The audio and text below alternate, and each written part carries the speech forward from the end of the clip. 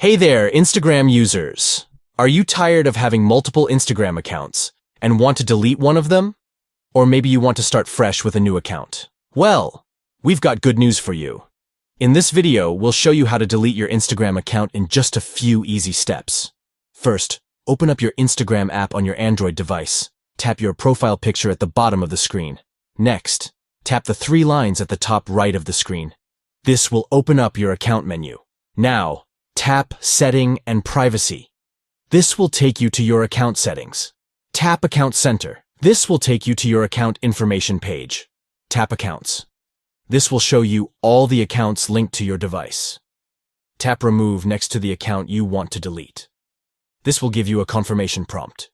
Confirm your step by tapping Remove Account and add your password. This will permanently delete your account.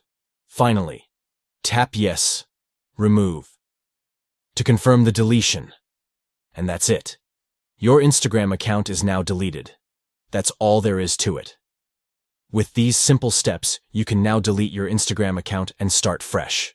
So go ahead, give it a try, and let us know in the comments below how it goes. Thanks for watching, and don't forget to hit that like button and subscribe for more Instagram tips and tricks.